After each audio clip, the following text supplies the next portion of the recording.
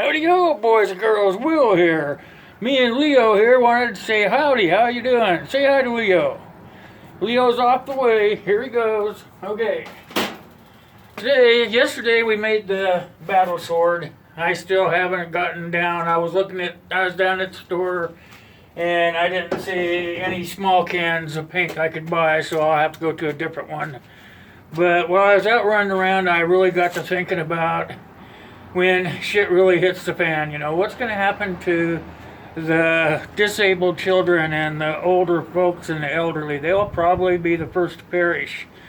So that bothers me. So what I thought I would talk about today is, as you guys create your super list and you get together in small groups to be able to handle what happens when shit hits the fan, is we should probably take in a few of the elderly or the disabled children or whatever and just take care of them. I mean, that's the American way. I mean, we need to take care of the older folks and the disabled children. I don't talk about it too much because I try not to let it bother me, because I myself am sort of up there on the hill, and also I have some health issues, but I'm not worried about me. What I'm worried about is the other people.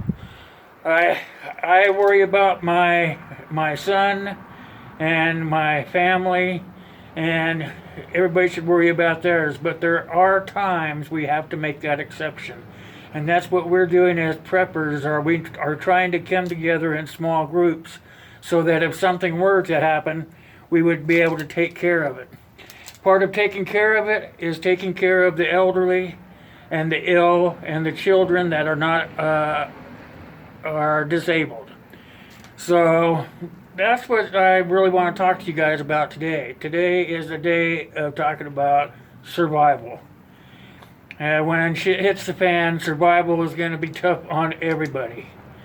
Everybody's going to have their own little niche. And I'm hoping that with the videos that we're doing here is we're growing a small community that can take care of themselves, their families, and others, because we as Americans live by that law. I mean, if other people can't take care of themselves, sometimes we have to overstep that boundary and do it ourselves.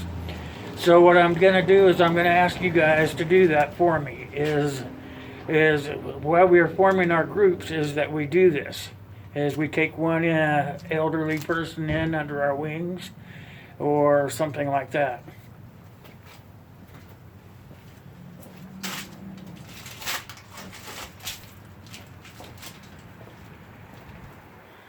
Another good thing to think about is the disabled children. Now, the parents are going to be able to take care of them, sure, but we still have to have them in the pod. The need to do that is so that if anything should happen to the parents, then there would be somebody there to take care of the children. And that's a pretty good thing to think about. So, we have food and shelter and water and clothing, and we're preparing with other things like the electrical, the solar. I mean, it's hard for me to think of everything right off the top of my head, but that's what we have to think about. So, I'm hoping that this little video it's gonna be good enough for you guys to think on your own about what are you gonna do with the elderly. I mean, I know that you have parents that are probably elderly, and they probably have friends that are ill, so these are all things that we have to take into consideration.